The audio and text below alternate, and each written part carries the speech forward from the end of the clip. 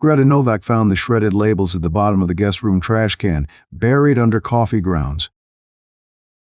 She brought them to me with trembling hands.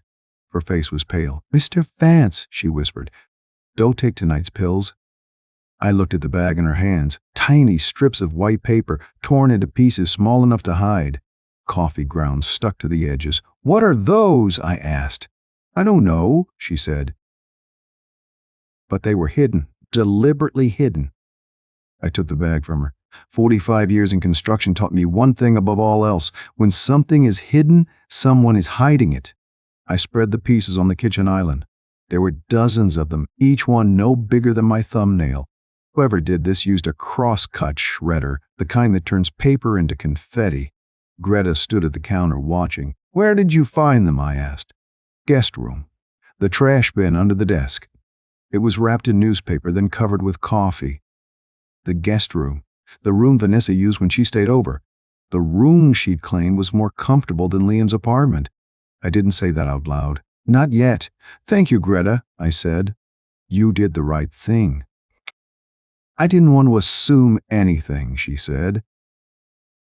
"But you've been tired lately. The pills you take." I thought maybe I should check. She'd been with me for 6 years. She'd watched me recover from the heart scare in January. She'd watched Vanessa take over the pill organizer, the refills, the scheduling. She'd watched, and she'd waited. I spent the next 3 hours at the kitchen island, a roll of clear tape in my hand, piecing together a jigsaw puzzle of betrayal. Piece by piece, the labels emerged. Metoprolol, my heart medication, 25 milligram tablets, prescribed by Dr. Patel on February 10, 2023. 3 refills remaining. I taped 12 fragments together before I had the full label. Then another one, then another. 3 labels total. 3 bottles worth of pills prescribed over the past 6 weeks, all shredded beyond recognition. The pills themselves were still in the bottles, sitting in my medicine cabinet upstairs. But the labels were gone. Replaced with what? I didn't know. But I knew who had access to my room, who handled my medications, who smiled at me every morning and asked how I was feeling. Vanessa. I excused Greta for the evening. Then I went to the guest room. She was methodical, I'll give her that. The room was immaculate. Bed made, bookshelves dusted, no sign of anything out of place. I started with the desk. Nothing. The closet. Nothing. The bookshelf. Second shelf from the top, tucked behind a collection of old travel guides. I found it. A small black device, no bigger than a pack of playing cards. A tiny lens pointed directly at the bed. A red light, barely visible, blinking steadily. I did not touch it. I did not smash it. I stood there for a full minute, breathing slowly, and I thought about every conversation I'd had in that room, every complaint about my health, every admission of weakness. Every time I told Vanessa I felt dizzy or tired or confused, she was recording it all. She was watching me decline, and she was waiting. I walked back to the kitchen. I poured myself a glass of water. I sat down at the table and looked at the shredded labels, the reassembled names and dates, the little black camera I'd left in place. I did not call Liam. I did not call Vanessa. I called Mark Sullivan, my attorney of 30 years, and I asked him to meet me for breakfast the next morning. I had the evidence, but I needed more. I met Mark Sullivan at 7:30 the next morning. Not at our usual diner. I chose a booth in the back corner of a coffee shop 3 blocks from his office. I wanted privacy, and I wanted him to see my face when I told him. He arrived first. That was Mark, always early, always prepared. He had a legal pad on the table and a pen already uncapped. He took one look at me and said, "You look like a man who hasn't slept." "I haven't," I said. I sat down across from him and placed the Ziploc bag on the table. Inside were the reassembled labels, taped together like a jigsaw puzzle of bad news. Mark picked up the bag. He held it to the light. He read the labels. Metoprolol 25 milligrams, prescribed by Dr. Anika Patel, filled at Oak Grove Pharmacy. 3 separate dates, 3 separate bottles. "These are your heart meds," he said. They were. Greta found them shredded in the guest room trash yesterday, buried under coffee grounds. Mark set the bag down. His jaw tightened. And the pills themselves? Still in the bottle. I haven't touched them since Greta warned me. Good. Don't. I want Dr. Patel to test them first. I nodded. I had already called her office that morning. She agreed to see me at 10. Then I told him about the camera, the little black lens hidden behind the travel guides in the guest room bookshelf, the blinking red light, the way I had left it in place, untouched, so Vanessa would never know I found it. Mark wrote something on his pad. Then he looked up. Arthur, do you understand what you're describing? I think so. This is not a family dispute. This is not a misunderstanding. If she swapped your medication, that's attempted poisoning. If she placed that camera, that's illegal surveillance. Both are felonies. Both carry prison time. I let that sink in. I had known it was bad.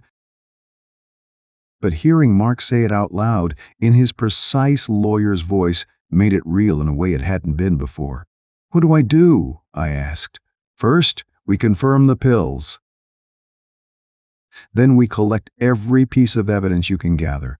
Every text, every voicemail, every bank statement. Do not confront her. Do not change your behavior. Let her believe she's winning. I already have a plan for that, I said. Mark raised an eyebrow. I told him I was going to buy my own hidden camera. A small one. I would place it in the living room where Vanessa and I often sat and talked. I would record every conversation, every time she asked how I was feeling, every time she offered to refill my pill organizer. Mark considered this. Then he nodded. Legally admissible, as long as you're a party to the conversation. Illinois is a one-party consent state. You can record her without telling her. I felt something shift in my chest.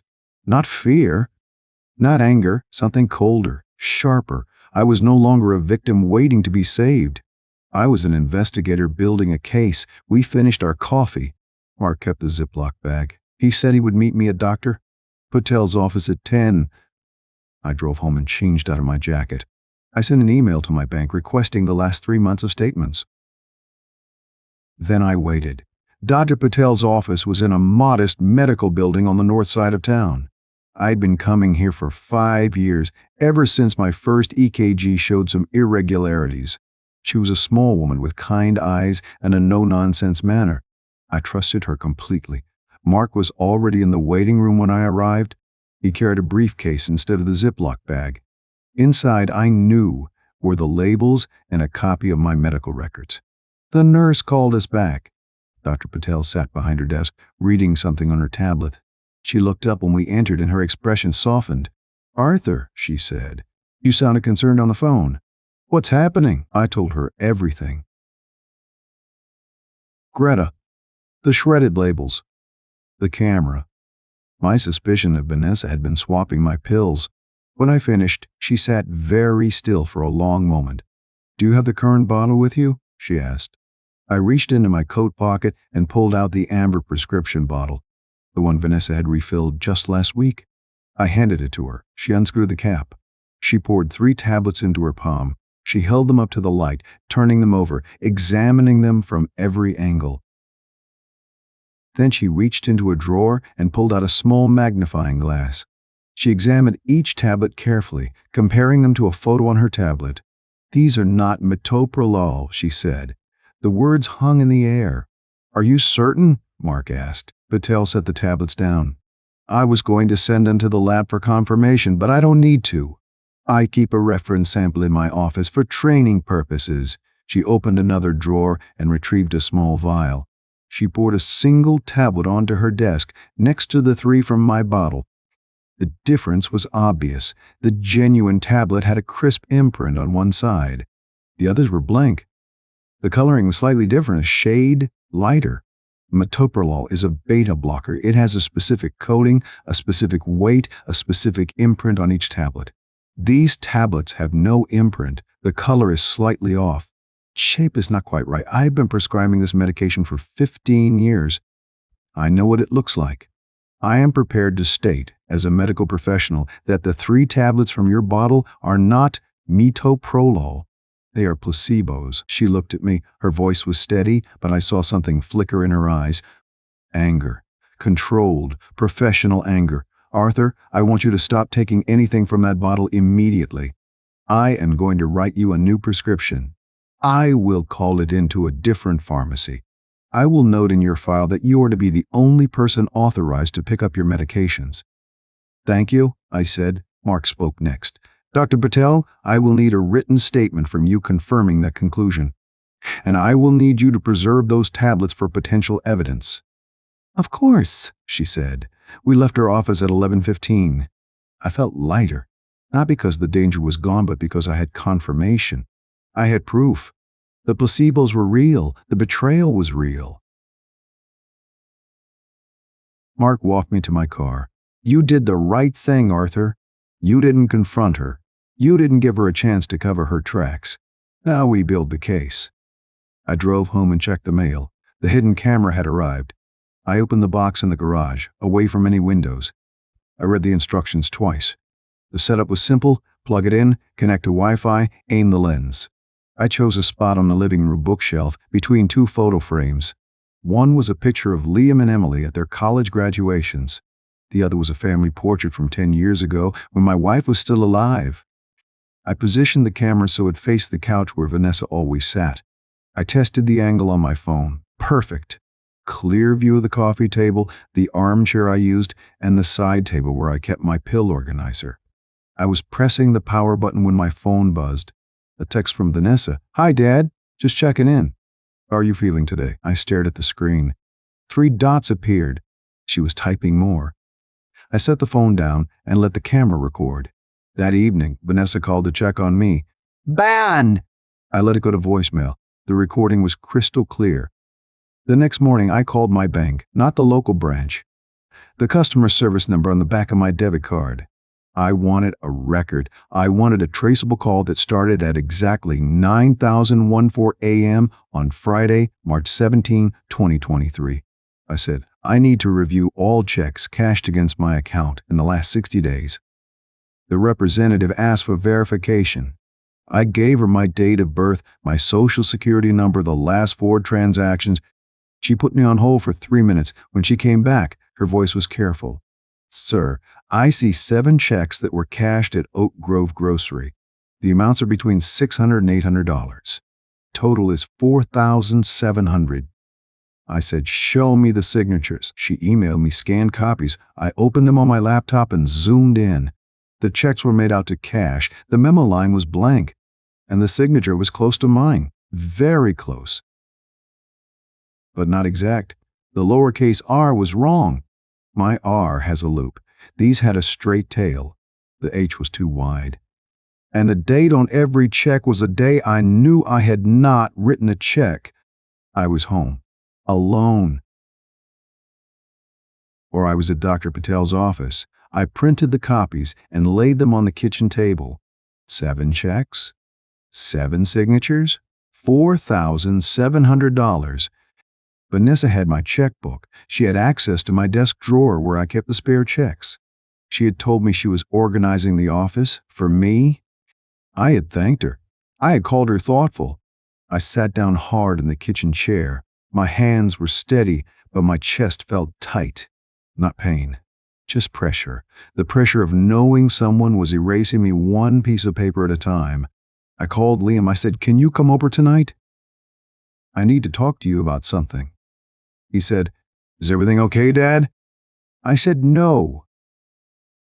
But I want to tell you in person. He arrived at 6:30. I made coffee. We sat in the living room. I had the bank scans on the coffee table.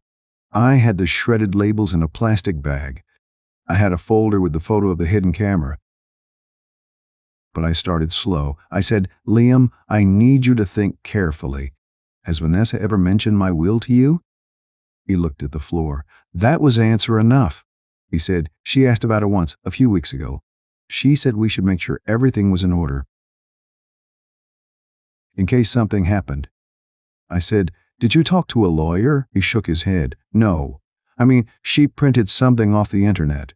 A template. She said we could use it to see what a proper will looks like. Then we could talk to a lawyer together. I said, where is that printout now? He looked at me.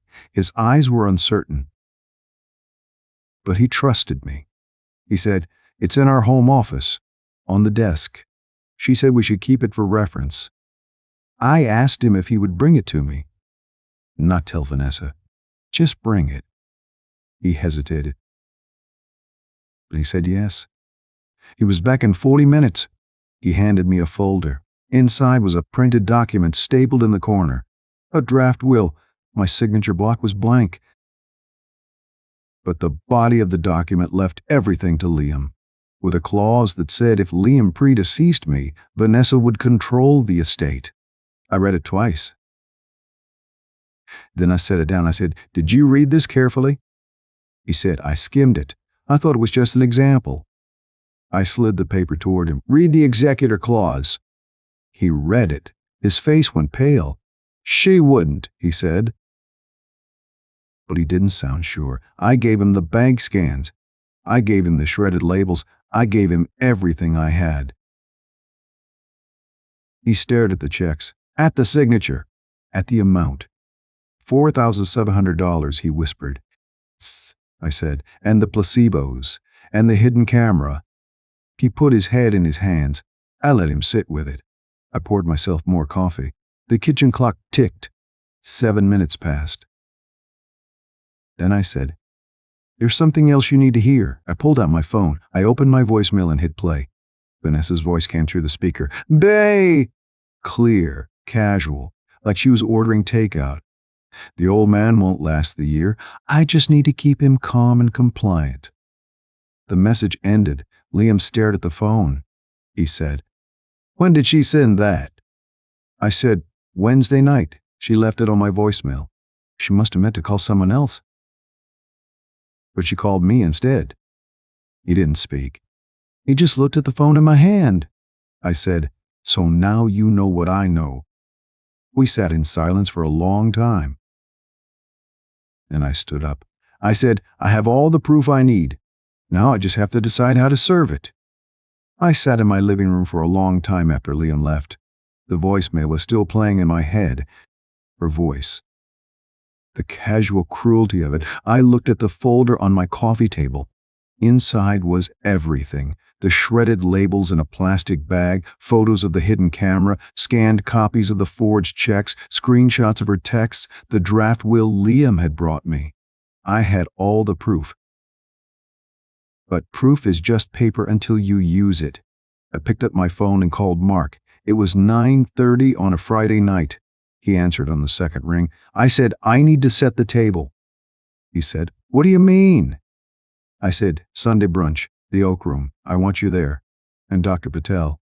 He was quiet for a moment. Then he said, "You're ready?" I said, "I've been ready. Now I'm acting."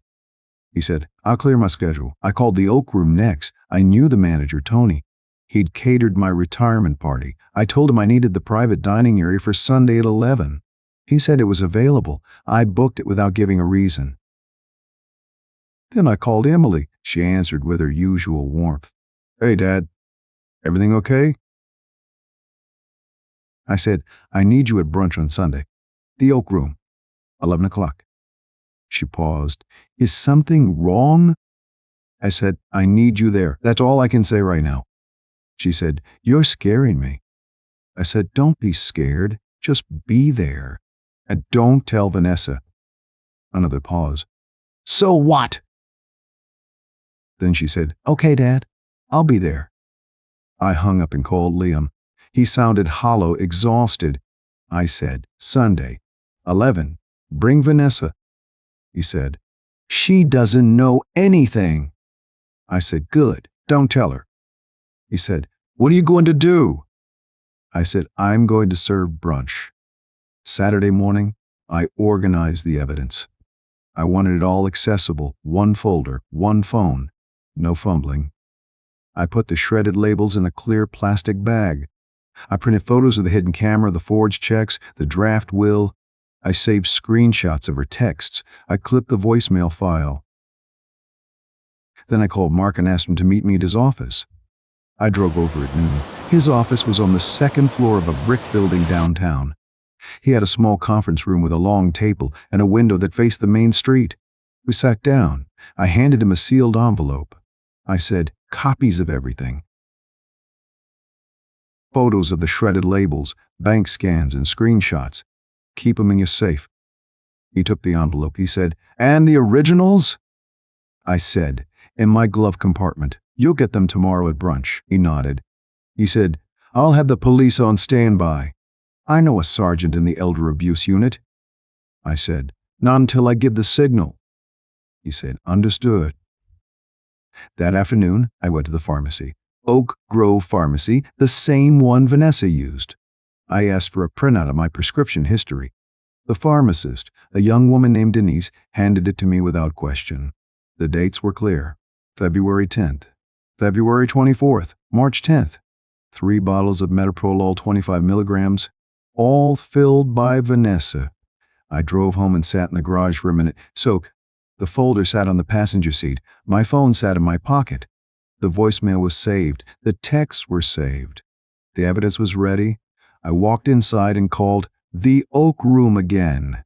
I confirmed the reservation. Private dining area. 11 o'clock, 6 guests. I called Emily. I said, "Wear something comfortable. It might be a long lunch." She said, "You're really not going to tell me anything?" I said, "Sunday. You'll see." I called Dr. Patel. She agreed to come. She said, "I have the lab results if you need them." I said, "Bring them." That evening, I made myself a sandwich and sat in the living room. The house was quiet. The hidden camera was still recording, but I had nothing left to capture. The trap was set.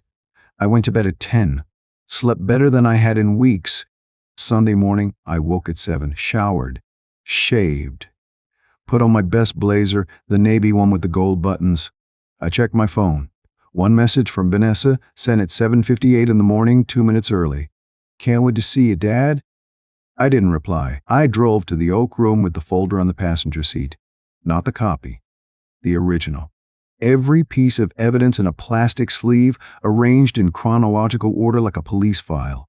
The shredded labels in a Ziploc bag. The receipt for the camera. The bank statements, with the forged checks highlighted in yellow. The screenshots of her texts. The recording of her voice. I parked at 10:55, sat in the car for a full minute, checked my reflection in the rearview mirror. Calm eyes, steady hands. I took the folder and walked inside. Tony, the manager, met me at the hostess stand. He said, "Your party is in the private dining room, Mr. Vance. Your daughter's already here." I said, "Thank you. I have 2 more guests arriving. Dr. Patel and Mr. Sullivan. Please seat them at the table next to mine." "Don't introduce them." Tony nodded. He'd known me for years. He didn't ask questions. The private dining room was at the back, a glass-walled space with a long table set for 6. Vanessa was already seated, scrolling through her phone. "Who?" She looked up when I walked in and smiled. Wide, warm, perfectly practiced. She said, "There he is. I was starting to think you'd stood me up."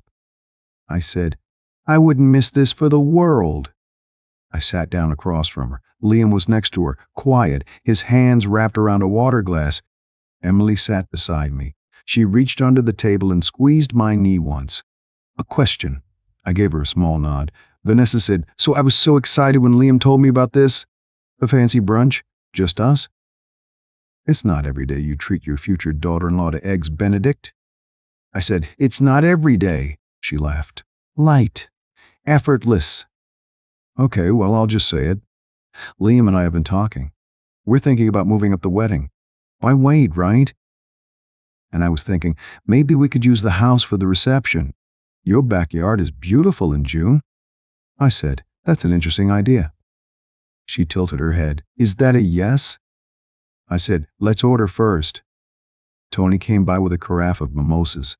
Vanessa poured herself a glass. I declined. She raised an eyebrow but didn't push. "We ordered." Vanessa talked about flower arrangements, about catering, about her mother's dress. Liam stared at his plate. Emily answered in short sentences. Then the door opened. Dr. Patel walked in first. She was wearing a gray blazer and carrying a leather satchel. Mark followed, still in his weekend sweater, but his face was all business. They sat at the small table next to ours, exactly where I'd asked Tony to put them. Vanessa looked over. A flicker of confusion. She said, "Is that your doctor?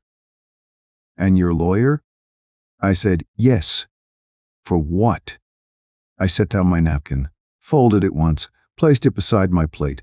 I said, "Before we discuss the future, let's review some recent messages." Her smile froze. "What are you talking about?" I pulled out my phone, opened the voice memo app, pressed play. Her own voice filled the room. Crystal clear. "The old man won't last the year. I just need to keep him calm and compliant. Once we're married, the money is ours. Just don't say anything to Liam. He's too soft." The recording ended. Vanessa's face went white. Not pale, white. The color of paper. She said, "That's not what it sounds like." I was venting. I was stressed. It was taken out of context. I said, "Then explain this." I slid the Ziploc bag across the table. The shredded labels, assembled with tape. Each one legible. Metoprolol 25 mg. Anika Patel. Oak Grove Pharmacy. 3 separate dates. Vanessa stared at the bag. She didn't touch it. "Ugh!" She said, "I don't understand. What is that?" Dr. Patel stood up, walked to our table. She said, "Those are the labels for Mr. Vance's prescription bottles. The ones you refilled on February 10th, February 24th, and March 10th. When I tested the tablets in the current bottle, they were not metoprolol. They were placebos. Biologically inert, no therapeutic value." Vanessa said, "That's impossible. I filled the prescription myself. The pharmacist gave me the bottle." I said, "Then why did you shred the labels?" "I didn't shred anything." I pulled out the next plastic sleeve, a screenshot of her Amazon account. An order for a hidden camera, $89.99. Delivered to our address. The order date was 2 days after she started managing my pills. I said, "You put this in the guest room bookshelf," pointed at the bed, "so you could watch me sleep. Watch me breathe. Monitor whether the placebos were working." She stood up, chair scraping against the floor. "This is insane. Liam, say something. Your father's losing his mind." Liam didn't move. He was staring at the table. I reached into the folder again. The forged checks. Highlighted. 7 of them. Each one signed with my name, but written in a hand that looped the R differently. Wide H, straight tail. I said, "And then there's the $4,700 you stole from my account, cashed at Oak Grove Grocery, in amounts under $800 each, so the bank wouldn't flag them." Vanessa's voice went high. "You gave me permission to use your checks." "I told you I was buying groceries." "You forged my signature 7 times. She looked at Liam. "Baby, please, you know I wouldn't do this." Your father is confused. "He's old. He's sick." "He's making this up." Liam raised his head. His eyes were red. He said, "I saw the will you printed, the one leaving everything to me and making you control her if I died first." Vanessa went still. I pulled out my phone. Dialed. "Put it on speaker." The operator answered. I said, "I need police at the Oak Room on Vance Avenue. There's been an elder abuse and attempted poisoning. The suspect is here." Vanessa's face crumpled, not into tears, into something uglier. She hissed, "You'll regret this. You have no idea who you're messing with." I stood up, folded my napkin, set it on the table. I already regret not doing it sooner. Tony appeared at the door. 2 police officers stood behind him. One of them stepped forward. "Vanessa Cole, you're under arrest for elder abuse, forgery, and attempted poisoning." She didn't fight. She just stared at me, white-faced, empty-eyed. They let her out in handcuffs. The door swung shut behind them. Quiet settled over the room. I sat down. Emily was crying silently. Liam was shaking, and I reached for my water glass, to the long drink. The mimosa Vanessa had poured sat untouched across the table, a toast that never happened. The police drove away with Vanessa in the back seat. The private dining room at the Oak Room fell silent. Emily was crying quietly into her napkin. "Ah!" Liam sat frozen, staring at the empty chair where his fiancée had been sitting moments ago. Dr. Patel touched my arm. "Arthur, I need to check how you're doing on the new prescription today." I nodded. "Thank you, Anika." Mark stood up. He had that look I'd seen 100 times in courtrooms. The case was open. The work was beginning. "I'll have the paperwork ready for Monday morning," he said. "Restraining order, cease and desist. We file everything Monday." "Good," I said. Emily looked up. "Dad, do you want me to drive you home?" "No, sweetheart. I drove myself. But I'd like you to come over tonight, both of you." Liam didn't speak. He just nodded. "I paid the bill." Tony, the manager, came over and said the police had taken a statement. He said they could use the private room anytime. I thanked him and walked out. The drive home was quiet. I turned on the radio and heard my own name. Local retiree Arthur Vance reportedly discovered the scheme after his housekeeper found shredded medication labels. Police have charged 32-year-old Vanessa Cole with elder abuse, forgery, and attempted poisoning. I turned it off. By the time I pulled into my driveway, my phone had 14 missed calls. 3 from neighbors, 2 from old business partners. The rest from numbers I didn't recognize. I didn't answer any of them. On Monday, March 20th at 1:45, Mark arrived with a folder thick enough to be a phone book. He spread the documents across my kitchen table. "Buy!" Restraining order, temporary injunction, cease and desist letter addressed to Vanessa Cole at her last known address. "Sign here," he said, "and here, initial here." I signed. "The restraining order will be effective today once I file it," Mark said. "Vanessa cannot contact you, come within 500 feet of your home, or access any of your financial accounts. If she violates it, she goes back to jail." "And the will?" Mark pulled out another document. "New will. Everything to Emily and Liam in equal shares. Irrevocable trust. No spouse can control the inheritance. Vanessa cannot touch a single dollar. Dart!" I read it twice. Then I signed. "I'll file it today," Mark said. "The old will is void. The draft she printed never existed." I poured us both a glass of water. "What happens next?" "She'll be arraigned tomorrow morning. Bail hearing will follow.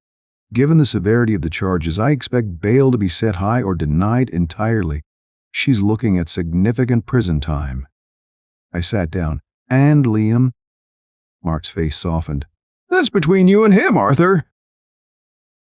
"But he's coming home tonight. Emily called me while I was driving over. My son, coming home." At 4 o'clock, Emily arrived first.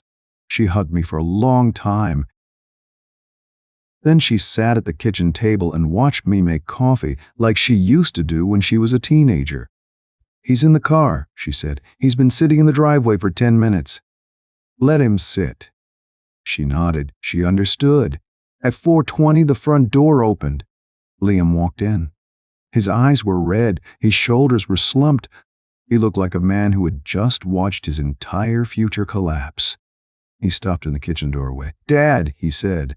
His voice cracked. "I'm so sorry." I didn't say anything. I walked over to the cabinet, pulled down 2 mugs, and poured the coffee. I set 1 mug on the counter for him. "We'll talk in the morning," I said. He blinked. Then he nodded. He picked up the mug and carried it to his old room down the hall. Emily stayed until 8. She helped me wash the dishes she'd already washed. She asked questions I didn't want to answer yet. Then she hugged me again and drove home. That night, I sat in my living room alone. The hidden camera was still recording on the bookshelf. I walked over, unplugged it, and dropped it in the kitchen trash. I didn't sleep well, but for the first time in weeks, I took the right pills before bed. The next morning, Tuesday, I woke to a text from Mark. "Restraining order served yesterday. Injunction filed." Vanessa was still in custody.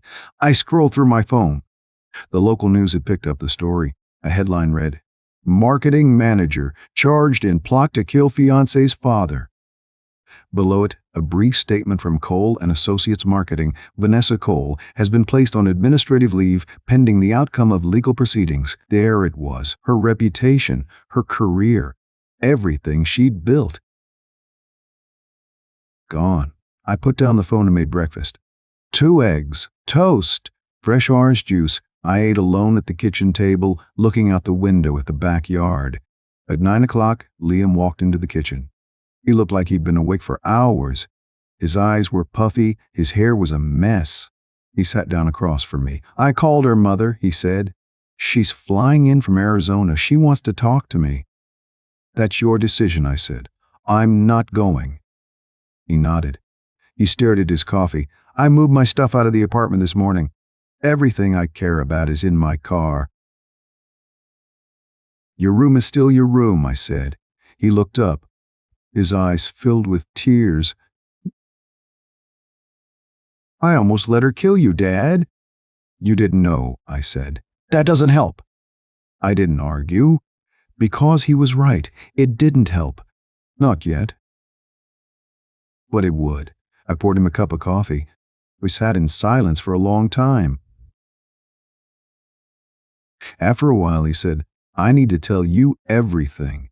Every lie she told me, every promise she made me repeat." I waited. "I'm ready to listen," I said.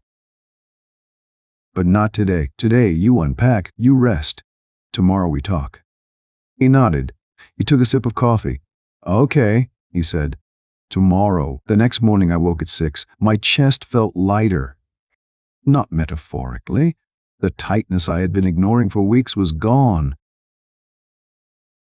I took a deep breath and held it. No pain, no fluttering. Just air moving in and out the way it was supposed to. I walked downstairs and unlocked my new safe. A small fireproof box bolted to the floor of my hall closet. I took out my medication, real medication. Metoprolol from the new pharmacy Dr. Patel selected, personally checked by its pharmacist. I swallowed one with a glass of water. No! Then I locked the safe and put the key on the chain around my neck. At 9 o'clock, Mark called. "Vanessa was arraigned yesterday morning," he said. "The DA is charging her with elder abuse, forgery, and attempted poisoning. She's looking at up to 10 years. 10 years. I sat down at the kitchen table. And her lawyer? She's retained counsel, a public defender for now. Her family is trying to raise money for a private attorney. But the evidence is overwhelming. The prosecutor told me they expect a plea deal before trial. And the trial date? September, he said. 6 months out. Plenty of time for her to sit and think about what she did." I thanked Mark and hung up. Then I called Greta Novak. She answered on the first ring. "Mr. Vance," she said. "Are you okay?" "I'm fine, Greta. Thanks to you." "Don't thank me. I just did what anyone would do." "Not anyone," I said. "You saved my life. And I want to thank you properly." There was silence on the line. "Mr. Vance, you don't have to." "I know I don't have to," I said. "I want to. There's a check in the mail, $5,000, plus a written recommendation that I already sent to 3 families who are looking for a housekeeper." "5,000, she whispered. "You earned it." "And Greta?" "Yes. If you ever need anything at all, you call me." She started to cry, quietly. "Thank you, Mr. Vance. Thank you." I hung up and looked out the kitchen window. The garden needed weeding. I hadn't touched it in months. Vanessa had told me I shouldn't strain myself, that I should rest. I believed her. Liam came downstairs at 9:30. His eyes were red. He had not slept well. "Morning, Dad," he said. "Morning." He poured himself coffee. He sat across from me. For a long time, neither of us spoke. "I called her mother last night," he finally said. "How did she take it?" "She didn't believe me at first. Said I must have misunderstood. Then I sent her the recording, the one from your phone. And then she cried. Then she apologized, said she didn't raise her daughter to be a monster." He stared into his coffee. "I don't know if I believe that. But I felt sorry for her anyway." "She's not Vanessa," I said. "No, she's not." He put his cup down. Dad, thank you for letting me move back in. I don't know what I would have done otherwise. I nodded. Your room is still your room, son. I know. I just wanted to say thank you. Instead of assuming, he looked at me. I need to stop assuming. About everything. Over the next month, my health improved. I walked every morning. I worked in the garden. I met Dr. Patel for a checkup in April. She ran an EKG and blood work. She smiled when she read the results. Your heart is functioning normally, she said. No sign of the arrhythmia we saw in January. Ah! Whatever damage there was, it's reversed. The placebos weren't harming me. They weren't helping you, she said. But your body is resilient. You're back on the correct medication. That's what matters. She paused. Arthur, I want you to know, I've never seen a case like this. Not in 20 years of practice. It's rare, I said. It's criminal. Yes, I said, it is. Liam started therapy in April. A counselor, Mark, recommended. He came home after the first session and sat down at the kitchen table. She asked me why I didn't see it, he said. And I told her. Because I didn't want to. Most people don't, I said. That doesn't help. I know. He sighed. She said I have work to do, on myself, on trusting people too fast.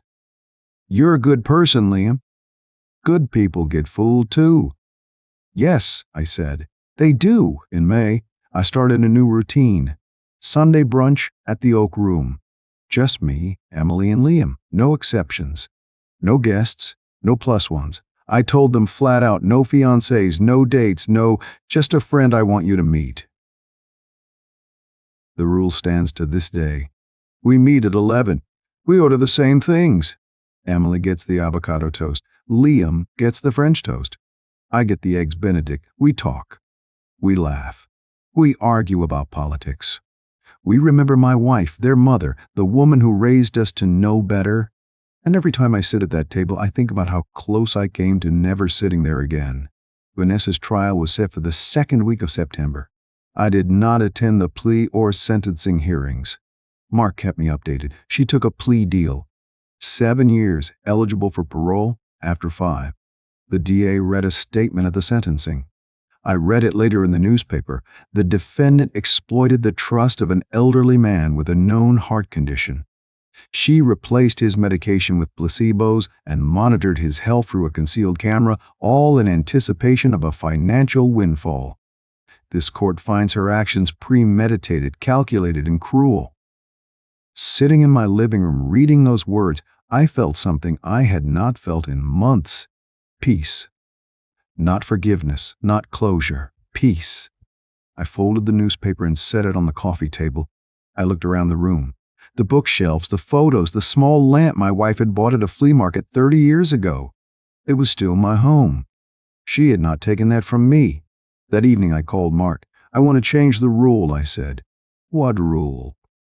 The Sunday brunch rule. I want to add a clause. Which is? No fiancés or dates without attorney vetting first. Me.